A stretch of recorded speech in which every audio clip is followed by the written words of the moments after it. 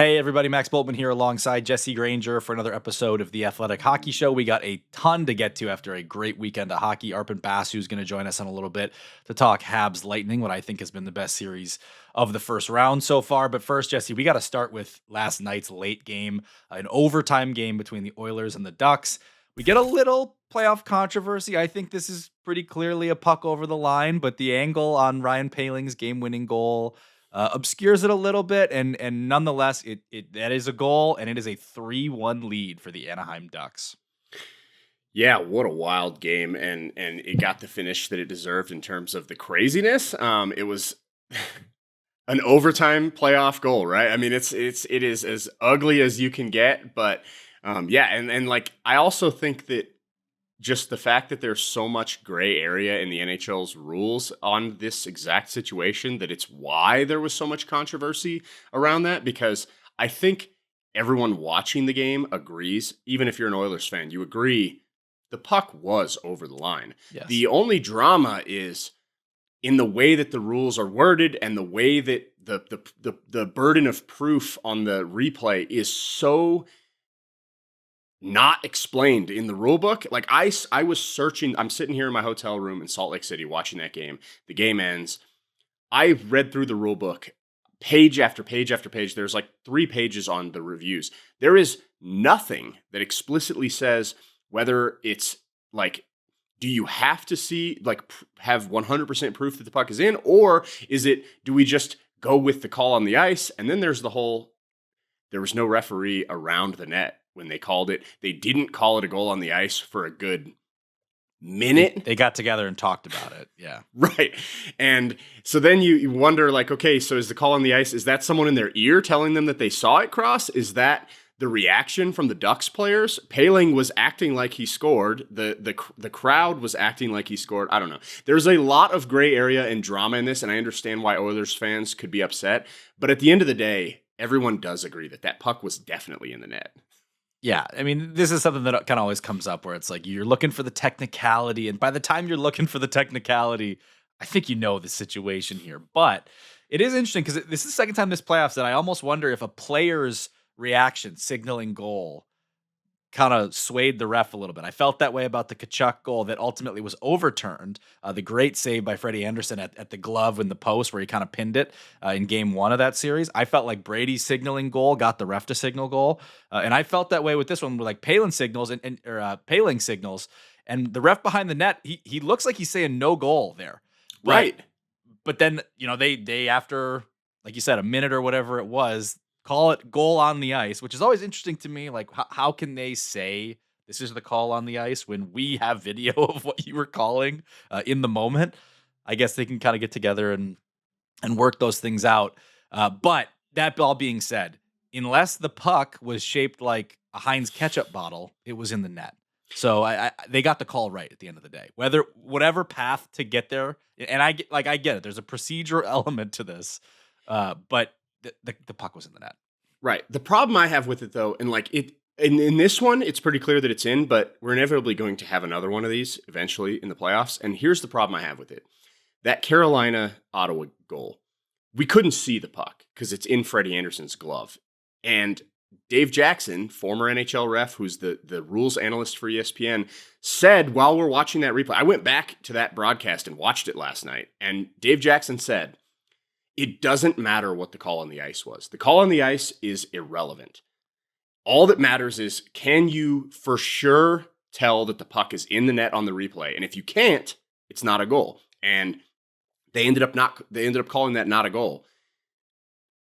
Then last night, I feel like everyone, and this is like this isn't just people on like fans on Twitter. This is reporters on Twitter are saying like, has to be indisputable. Well, it has to be indisputable, and they didn't have indisputable proof that it wasn't a goal, and the call on the ice was a goal, so it stood. And it's like, well, those two things can't both be true. One of those things is not true. And I was actually interacting with Dave Jackson already this morning on Twitter, and he said, well, they saw it was in the net, so they counted it. It's like, okay, but the way they got there is important. Even though, okay, it's a goal. It should be a goal. They got the call right. The Ducks should have won the game. But we're going to have one of these in a couple nights. Like, it's going to happen. These procedures are important. The fact that it doesn't say it in the rule book, and the fact that even the rules analyst is like kind of contradicting. Like, I don't know what to do with these, and we're going to have another one of these, and I don't know. We're all just going to be arguing with each other again. It was messy. I mean, I would love to hear from the fans on this one. If you guys, those of you watching on YouTube, or I think you can comment on our app.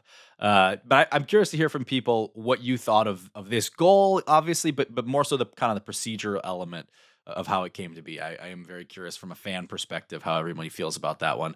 The game itself, though, Jesse, I thought was still a really good game. I mean, it's another overtime game. We've had plenty of them. I think we've kind of been spoiled in this first round of the playoffs with them. Edmonton early on, I thought it was a statement start for them. Kind of, Tampa, I thought, dug themselves a hole and then kind of showed their mettle. Edmonton, I felt like kind of showed their mettle from puck drop in this one.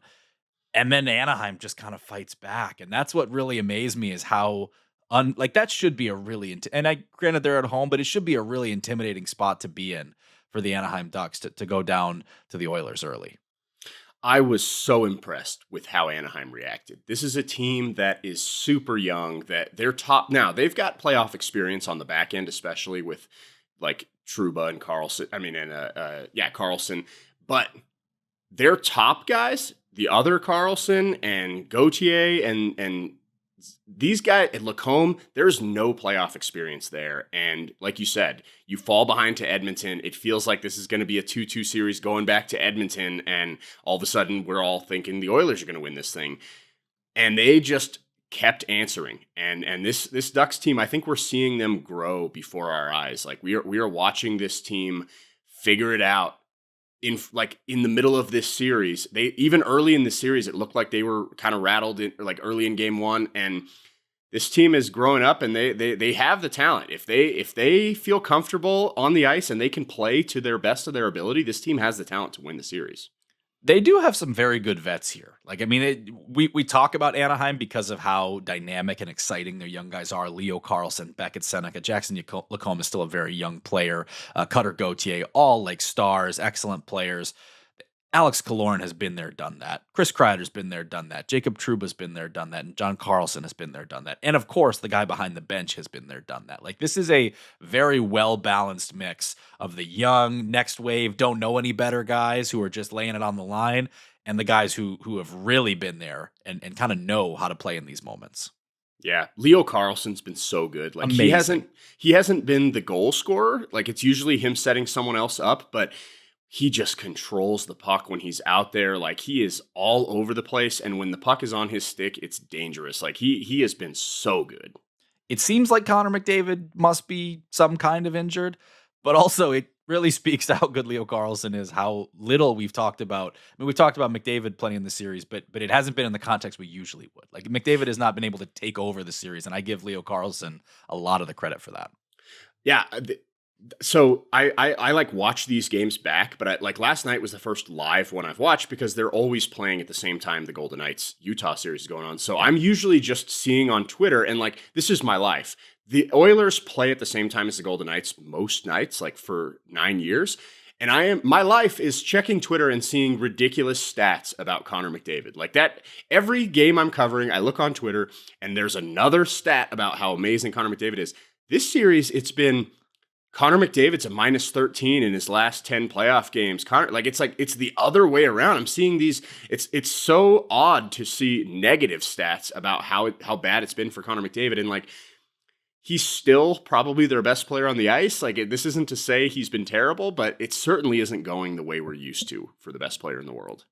No, and I think he's going to find a way here to, it's 3-1. I don't know that I'm saying Edmonton's going to find a way to back and win this series, but McDavid's going to find a way to leave a stamp. I mean, he's shown us that time and time again when the chips are down. That is who he is. And I'm sure that there's some kind of the way he's talked so far, like, it does make it seem like he must be playing through something. He left that one game with the injury, right? And then he came back and he has that turnover, and it wasn't just the turnover, it was the turnover, and then he didn't even really like try to skate after the guy, and they go down and score. It looked like an injured player. Yeah, and then that's what I mean.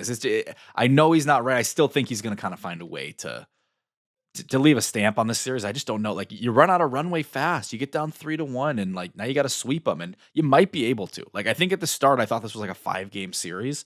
So by that logic, you're going to have to win 3 games in a row at some point, and that can still happen here. But now the Ducks have confidence, and they have the feeling of having him on the ropes. And by the way, Dostal, I know he hasn't been perfect in this series. The save that he made on McDavid last night, that's the kind of thing that locks a goalie in for the rest of the series and maybe longer. The toe stretch, yeah, and it's like I actually said this in like game 2 because I thought Connor Ingram was playing well at that time, and I said it to somebody. I'm like, we have to judge these goalies in this series by like Grant Fuhrer standards, like the standard of like back when hockey was, like it's like the save percentages are going to be ugly. They're going to start with an 8. They're going to start with an 8. We need you to make one more save than that guy. And Dostal did that last night, and he's done that consistently for this team in this series. Like neither of the and the Oilers goalies haven't. And to me, that's a big part of the story is Stuart Skinner, for all his faults, got the job done in the playoffs, and Connor Ingram clearly didn't, and Tristan Jarry last night obviously didn't. And he started out pretty good though. Like that was the thing. After a period, you were like, oh, Jarry's gonna have one of those kind of revenge games. And I didn't think he was awful, but in the end, it just wasn't enough of a. It wasn't that different from Ingram, frankly.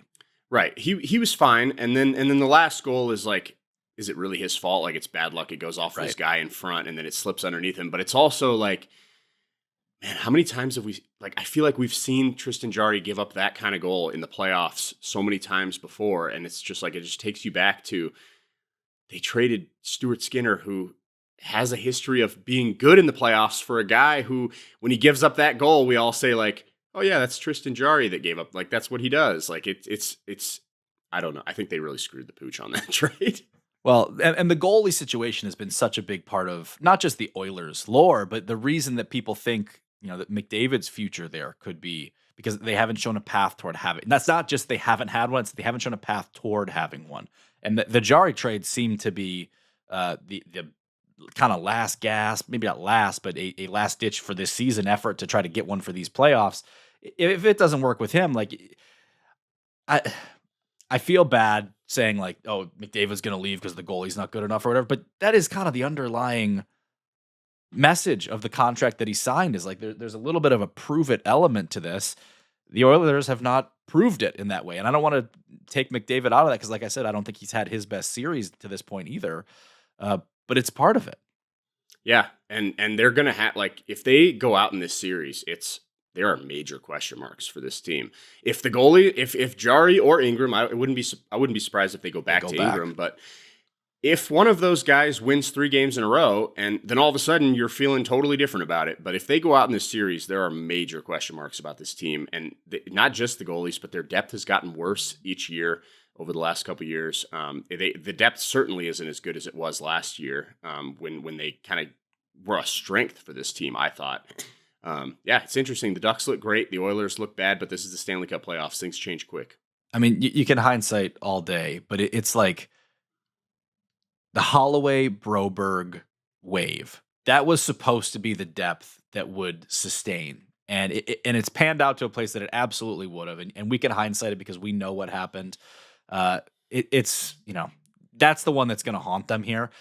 But you're right. Like the depth is thinned out, and worse than that, I think some of the key pieces, like Darnell Nurse, Matthias Ekholm, like these guys are only going to get older, and you're not relying on those pieces to win the Stanley Cup. You're relying on the big guns and Hyman and Nugent Hopkins as this kind of the complementary pieces.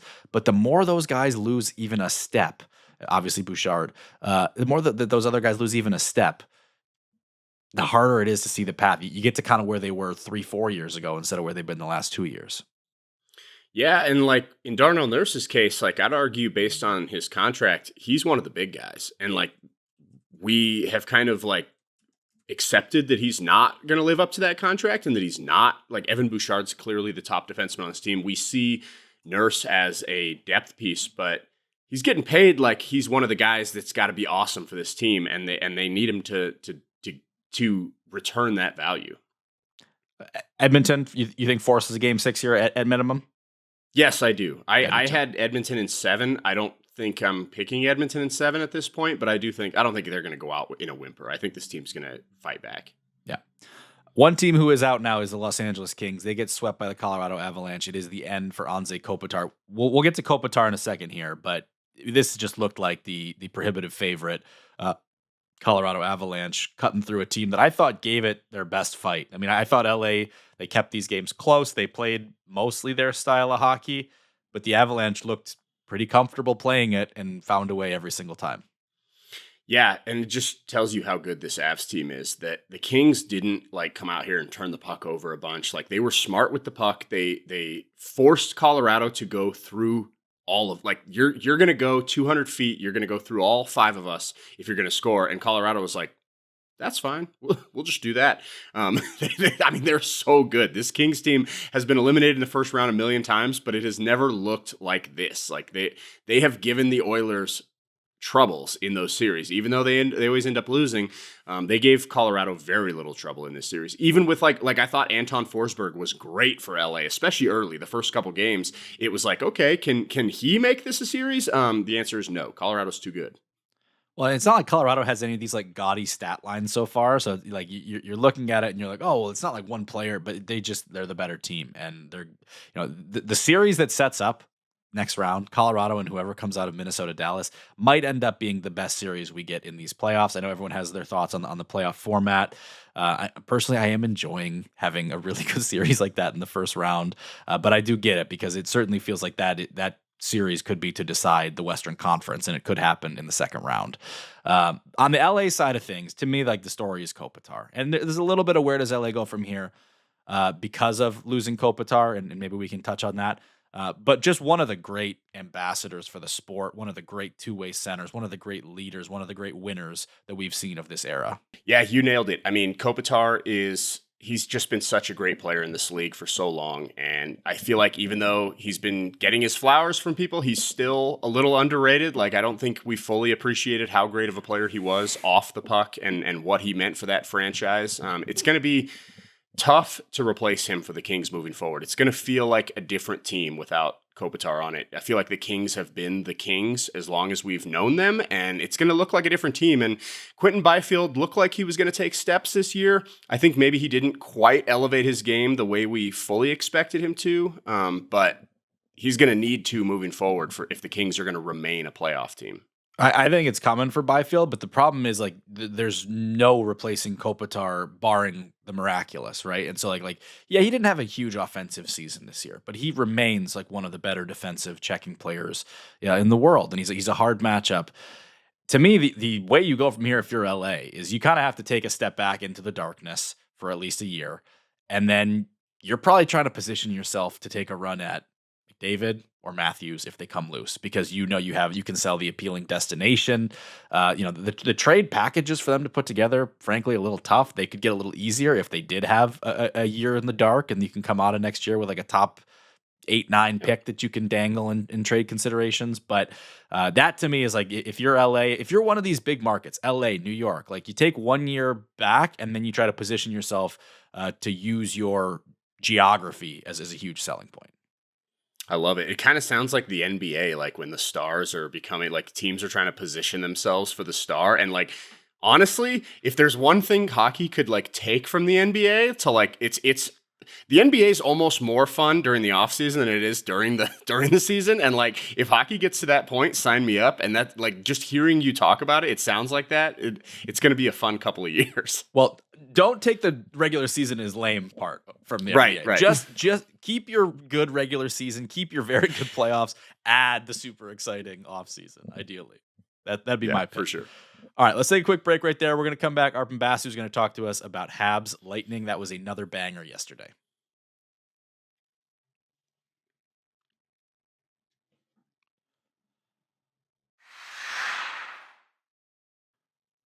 All right, we are back, and we are joined now by Arpon Basu covering what I think has been maybe the most exciting series of this first round, Montreal and Tampa Bay. First 3 games all go to overtime, and Arpon, game 4 might as well have gone to overtime. It was that tense, that tight in the third period.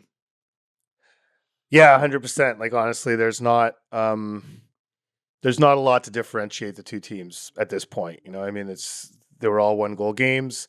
Obviously, an overtime goal game is going to be a 1-goal game, but yeah, scoring with less than 5 minutes left in regulation to go up a goal in Game 4 and really breathe new life into the Lightning series chances. It would have been tough going down 3-1, going back home.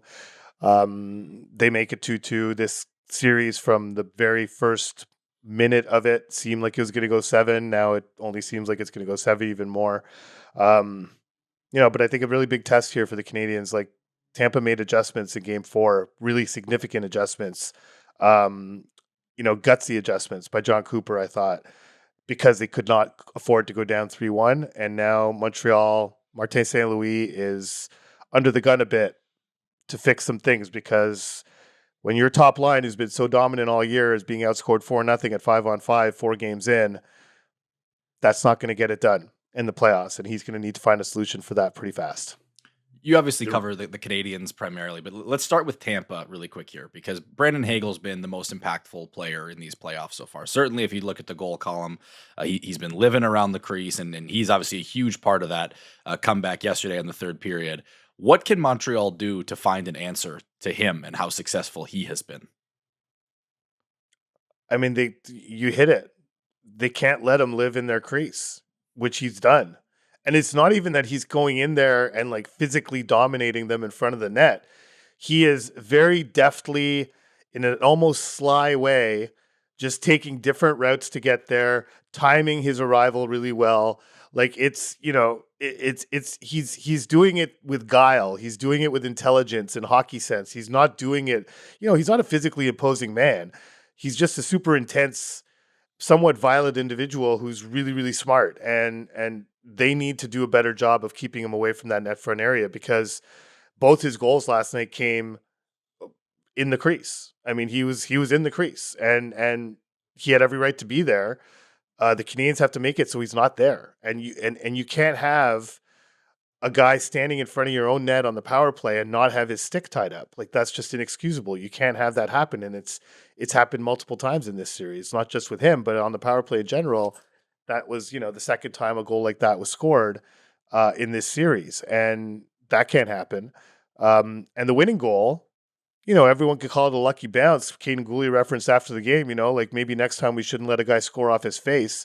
Well, there's a reason he scored off his face. It's because he's standing in your crease. Like, get him out of your crease. Like, that's how you prevent that. And so, yeah, and I thought, how many coaches, when you have the NHL's leading playoff goal scorer, would take that leading playoff goal scorer, take him off his line and put him on another line to get that other line going, and then have that work in a critical Game 4 situation? Like, that's playoff experience. Like, that's John Cooper being the longest tenured coach in the NHL. Like, that was a really gutsy move on his part, and it worked out beautifully for him.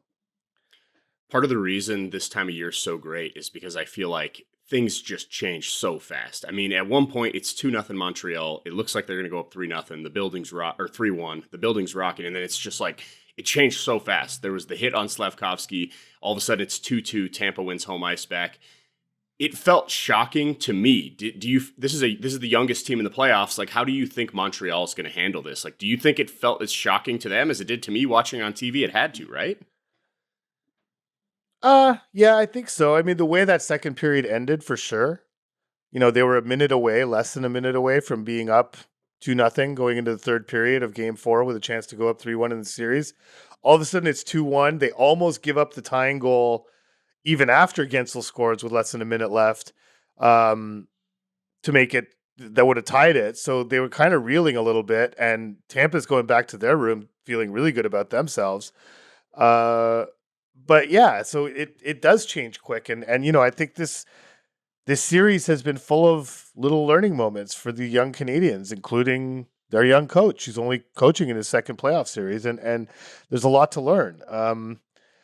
Tampa was the more desperate team in Game 4.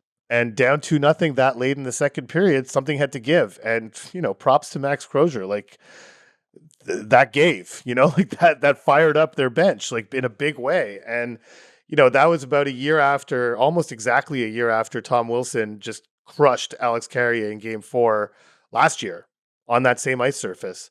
A game that ultimately the Capitals won, and that hit was seen as the turning point in the series. similarities are not that, the Canadiens are not down 3-1. It's 2-2. Like, it's not exactly the same thing, but the similarities were very hard to ignore last night. And the fact that the Canadiens seemed a little shell shocked by that hit and gave up the goal after. And, it wasn't a direct correlation, because a year ago, everyone just stopped playing because they assumed Wilson was getting a penalty. And while they stopped playing, the Capitals literally went and scored on that shift. But, that's something they can't allow. They can't just give up momentum that easily. Like, one hit and momentum's gone, and that's what, young teams have to learn that. Coming into this series, I think the way I saw it going was Tampa had all the talent to cancel out Montreal's stars. I certainly thought this was going to go 7 games, but that they would go blow for blow with the stars, and then Tampa's depth would kind of be enough to carry the day. What I've been interested in, though, Arpon, is that I think Montreal's depth has showed up more than I expected. Texier had a big goal. Doc, Zach Bolduc scores a big one yesterday. And Montreal's big guns have delivered, right? Slavkovsky has the hat trick in game 1. Lane Hudson has an overtime winner. Cole Caulfield obviously gets on the board yesterday. But at 5-on-5, that big line, the Suzuki line with Slavkovsky and Caulfield, has really been kept in check. And Montreal's depth has done, I think, enough to give them a chance to win this series. They just got to get. Is it fair to say if the big line can score at 5-on-5, that's the path here now? Oh, 100%. The depth has done its job. It's allowed them to get to this point tied 2-2. Like, if you had said before the series, the Canadiens' top line would have a 38% expected goal rate and would be outscored 4-0 at 5-on-5 through 4 games, I would have told you the Canadiens have been swept. Yeah, that's it. The series is over, but it's not. It's 2-2. So that's the kind of the silver lining here is the Canadiens, they have a lot more to give. Like, they've gotten nothing from that top, and it's not fair. They've gotten no production from that top line, but there is something to say. There is something to be said about, canceling out the other team's top line, and the further down the lineup you go, like, this is not new in a playoff series where the top lines cancel each other out. Maybe the second lines do, the third, and the Canadiens haven't gotten anything from their top 6 really, because the Demidov line, which is currently has Kapanen and Newhook, hasn't given them a whole lot either. So it's really been the bottom 6 for the Canadiens that's done the bulk of the heavy lifting here. You have to imagine the Canadiens are not going to win this series unless that Suzuki line puts its stamp on it at 5-on-5. Getting outscored 4-0 in 4 games and having a 38% expected goal rate is not going to get it done. And so I'm going to be very interested from about mid-November until the trade deadline. Juraj Slavkovsky played with Ivan Demidov on a line separate from Suzuki and Caulfield. Alex Texier had a lot of success with those two guys playing kind of complementing them. And Slavkovsky became the player you see today and the player you saw at the Olympics. He became that largely due to the responsibility he felt to drive that line. And he became a driver because he got away from Suzuki and Caulfield. He wasn't deferring to anyone anymore. He took charge of that line. So Marty has a very strong sample size of knowing that something else works. What he's been trying so far in his top 6 has not worked. And objectively, there's no way you can argue that it has, other than the fact that defensively they've been pretty decent. If they want to get some offense, that's an option that's just sitting there. And, a lot of people were talking to Slavkovsky about that time when he was with Demidov on a second line. It was with Kapanen as well. And he said all the things that I just said, gave me confidence. It did blah, blah, blah. At the end, he kind of smiled. He said, and you never know when we might see it again. And then he just kind of looked up and you're like, what are you talking about? And sure enough, here we are 4 games in. It's 2-2. Cooper made a very gutsy adjustment. I think it might be time for Martin St. Louis to make a gutsy adjustment of his own. I was messaging you yesterday about the goalies and Jakub Dobes and how great he's been. I was going to have a story that ran this morning. It's going to run here in the next couple days on Dobes and what he's done. But what have you seen? He's a young goalie. He's got Vasilevsky staring at him 200 feet down the rink, and I think he's at least matched Vasilevsky, if not outplayed him. What have you seen from him and the confidence he's given these guys? The goalie situation has kind of been in flux all year. He really took control of it down the stretch, and he's been solid for him. Yeah, I mean, My big thing when Sam Montembeault was trying to figure it out was like he has to figure it out because going into the playoffs with a rookie tandem, let alone a rookie starter, um, is not a recipe for success. There's you could count on one hand, and you wouldn't even use up all the fingers, the number of times a rookie goalie has led an NHL team on a long playoff run. It's not very common. But so far, and Dobes was talking about Vasilevsky on the other side, and he mentioned how he's beaten them the last two times they faced each other in the regular season, and how that took a bit of the aura off of Vasilevsky for him. So, um, in terms of goals saved above expected, it's basically every game they've alternated wins and losses. So every time you look at that list, either Dobes is one ahead of Vasilevsky or Vasilevsky's one ahead of Dobes, depending on the day that you check it. But they've both basically hovering around zero, right? They're saving the shots they're supposed to save, which if you're Vasilevsky, maybe you're a little disappointed with. But if you're Dobes, or if you're looking at Dobes and he's a rookie, this is his first real time as the starter. He played in the playoffs last year after Montembeault got hurt, but he entered as a number one. That's a whole different mindset. I think he is played up to expectation. I mean, he's last night he was a little bit. There were times last night where he was sliding outside his crease and he found himself, he was swimming a little bit. And I was like, oh, that's some vintage Dobes there. Like that's the stuff that he got out of his game. But I can't put any of the goals on him that were scored. I mean, maybe you'd like a save on the Gensel shot at 4-on-4, but that was just a hell of a pass by Moser, and it was on Gensel sticking off immediately. Like, I don't know how you make that. Like, I can't put any of the goals last night, and frankly, I can't think of maybe the Hagel goal in Game 3. Soft, yeah. Yeah, that was a softie, but not too many softies coming from Jakub Dobes, and that's pretty much all you could have asked. Like, that's all you could have asked for if you were the Canadiens, is for Dobes to make the saves he's supposed to make, and he's done that for sure. All right, we got to let Arpon go. He's got some pressers to get to here this morning. Arpon, thanks for joining us, and keep enjoying the platonic ideal of a playoff series there. Yeah. All right. Thanks, guys. Have a good one. You too. A lot of good stuff there, Jesse. I mean, this has been, to me, like it's the tightness of the games, the back and forthness of it. The only one that I think I can really go head to head with it is Minnesota Dallas, and we'll get to that one in a little bit, I'm sure. But yeah, I mean, the adjustment factor of this, I think he's right to point out as a huge swing factor in this series, because you get Hagel off the line, but you also match up multiple Selke candidate centers from the past couple years in Gord and Cirelli, and that's obviously a big part of the reason at this point that the Suzuki line has stayed in check, is the matchups they're facing. Right. And then on the other side, you've got probably the favorite to win this year's Selke and Nick Suzuki. And that's why these coaches are trying to find production from their top guys, because both teams have elite shutdown forwards. The goalies have been good, like Arpon said. And yeah, I mean, I don't think there's another series that is like, even the Minnesota Dallas series, like there have been games where one team was way better than the other, and then they kind of changed. In this series, it's like every game is a coin flip, and it's just, I think I saw like the expected goals for each series broken down, and these guys were like 50.0 to 50.0. It cannot get any closer than these two teams. No, it's been fantastic.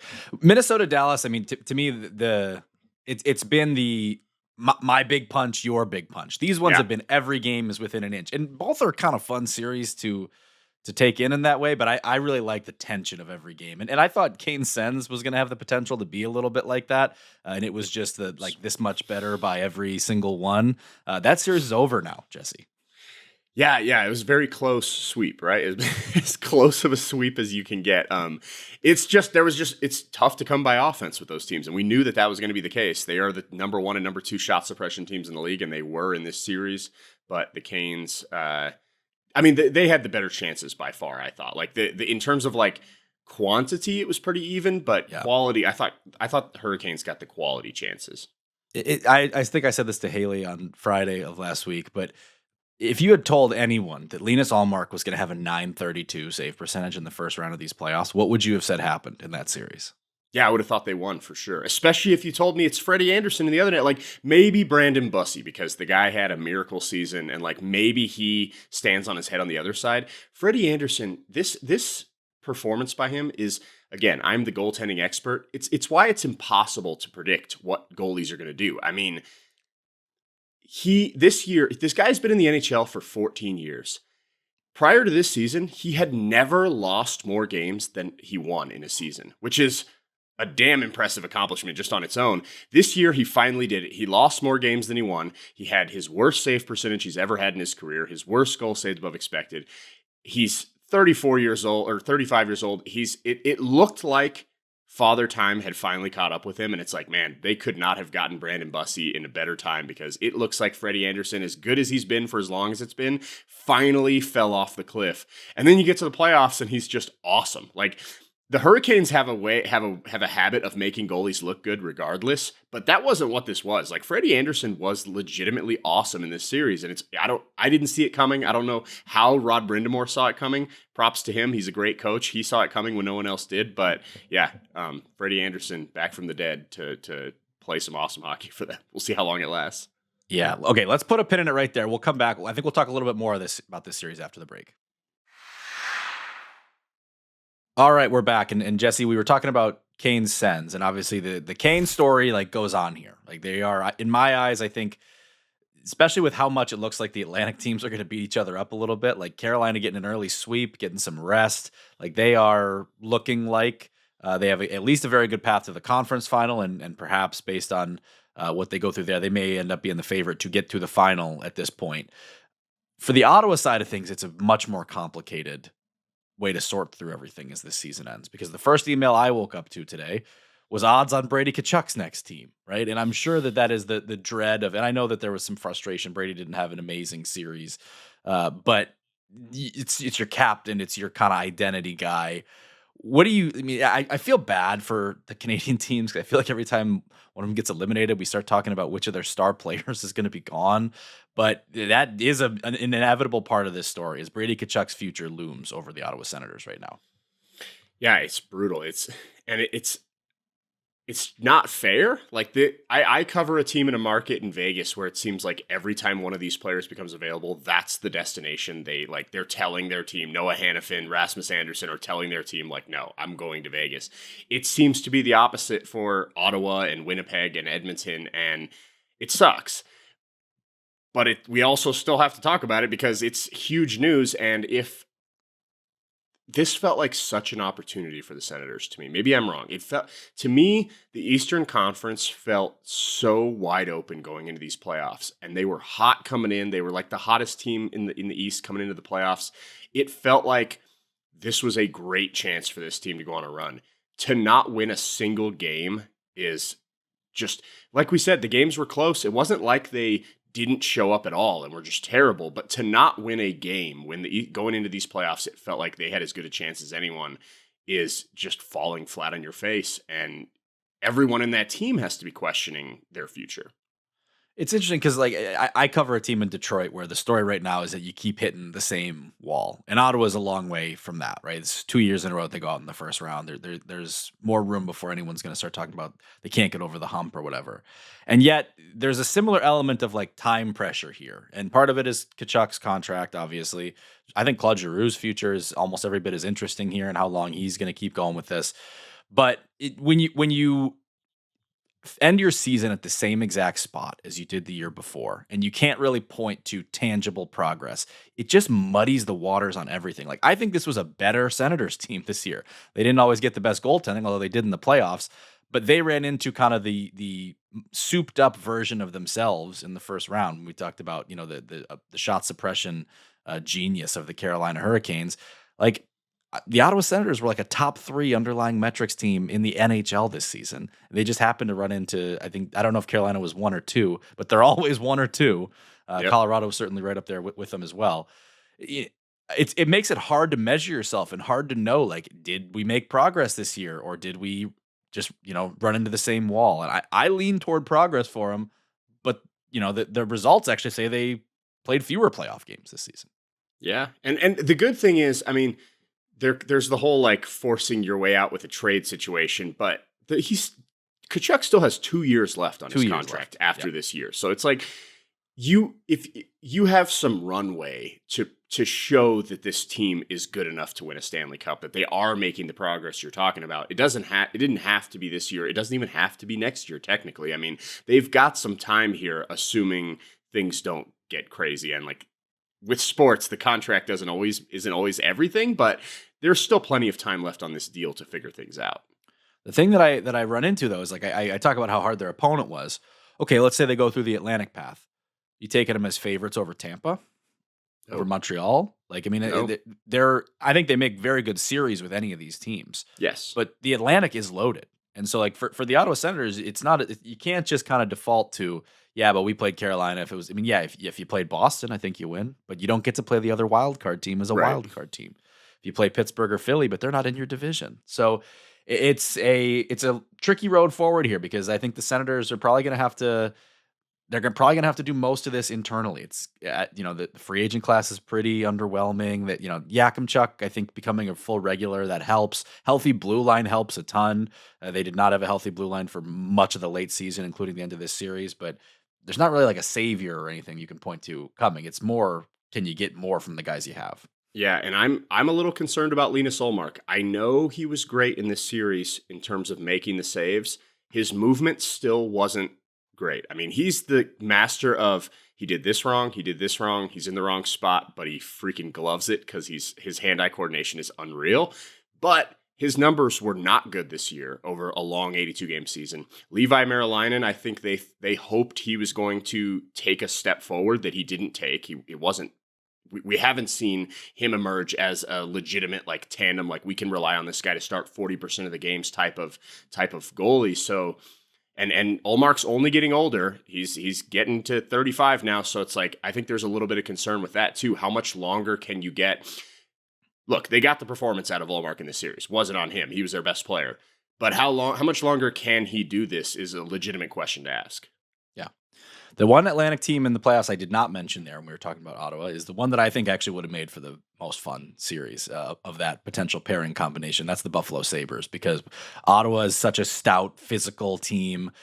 Buffalo is such a fast, exciting team. And yesterday, their game 4 against Boston was the pinnacle of that fast, exciting team. I mean, part of this is candidly like a no-show by the Boston Bruins early that allowed Buffalo to get out to such a good start.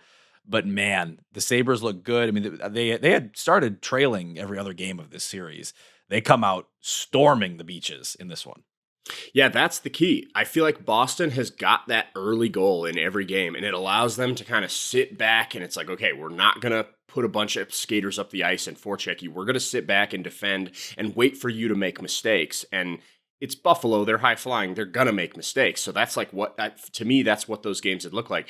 You nailed it. Buffalo gets the first goal. Now Boston has to push for offense, and pushing for offense against this Sabres team is a dangerous proposition, and they found out. I mean, this is what we've seen from the Sabres all year. We hadn't really seen it in the playoffs yet, and Jeremy Swayman had a sunburn on the back of his neck. It was brutal.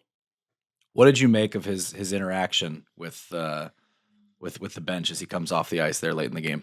I know everybody made a big deal of it, and it's my job to defend the goalie, and I will defend him. I don't think it's a big deal at all. I think that if Nathan MacKinnon gets onto the bench and screams at someone, we're all saying, what a leader. This guy's awesome. He's holding everybody accountable. But for some reason, if the goalie does it, it's like a travesty, and there's like a divide between the team is like what I'm seeing on Twitter. That's nonsense. Jeremy Swayman is a crazy person, right? And like in a good way. Like he is a super competitive athlete. Like that's why he's so great in the playoffs. He's the only reason this series is as close as it is. Like he was so good in those first few games, and he wasn't happy with the effort in front of him. He let them know on his way out he had to sit for the rest of the game because of it. And I have absolutely no problem with it. And I would be shocked if any of their players do. They all know Jeremy Swayman. They know how he is. Yes, he was angry. Yes, he yelled at them. But like I said, if it wasn't the goalie, I don't think we would be making anything of it. But it's the goalie, so here it is. I don't think there's anything to it. I mean, we all saw the Amazon clip of Connor McDavid in the locker room during the Cup final, right? I'm sure that the words were pretty close to identical there from Swayman to what we saw from McDavid there, although we don't have any audio from it. Yeah. He's, and again, it's like he is. Some goalies just they're zen, right? They're in their own little universe. Like they're just gonna go sit on the bench and like, you guys know what you did. That's not Jeremy Swayman. He is a fiery guy, and we saw like if you told me a goalie is gonna yell at his team on the bench this postseason, guess which one it was? It is Jeremy Swayman. Would have been my guess. Well, no, there's no Jordan Bennington in this year's Right. playoffs, so I guess that's why. But he also has the cachet to do it, right? I mean, this is not a goalie in his first or second. Jakub Dobes, I don't think, could do this to the Montreal Right. Canadiens bench. Jeremy Swayman is the reason the Boston Bruins are in the playoffs right now, and we all thought was their best chance to get out of this series. And you know what? It's not over yet, but you dig a 3-1 hole, much like you dig a hole in a game. It's going to be very hard to beat the Buffalo Sabres 3 times in a row, but it's not impossible. And one of the reasons it's not impossible is because Jeremy Swayman is such a good goalie. Now, that being said, we talked about the goalie switch in Carolina. Like Alex Lyon coming in, it's a different look for the Buffalo Sabres here. Like I think Ukko-Pekka Luukkonen's a phenomenal goalie and probably deserved to start the series the way he did. But Alex Lyon's a beast, and when he's playing confident, it's really hard to shake him. Yep. We've talked about him on this show. He is a streaky goalie. It's because of how far he plays out from the net. But when he's feeling it and he's reading the play correctly and he's getting out to his spots up at the top of the crease, there's no net to score on. And he looks that way right now. And that's the luxury of having 2 talented goalies. It's like, honestly, they win this series. Say Lyon has a couple bad games to start the next series. I'd go right back to UPL. Like, I think that they are both good enough that if one of them starts to not look like he's seeing the puck well, he's not feeling it, just go right back to the other one. It's a luxury. This is a new dynamic in the NHL that we're not used to seeing, where you could just go from one goalie to the other. But I think the Sabres are a perfect example of having 2 evenly matched goalies and just play the guy that's feeling it. Yeah, absolutely. Let's get to the series you're covering here, Utah and Vegas. It's been you predicted early on that this was going to be Utah's series. I pushed back on it. But it's starting. The Mammoth have started after I thought kind of a game 1 lesson from Vegas of like this is how you do this. This is playoff time. This is how you do this. I think Mammoth pretty fast learners. It looks like they are, and they're pretty fast skaters, and that's been the difference in this series is they are flying. Like Vegas has controlled the territory, I think, better than any team in these playoffs. Like they have spent more time in the offensive zone than any other team in the NHL playoffs, and they're not doing much with it.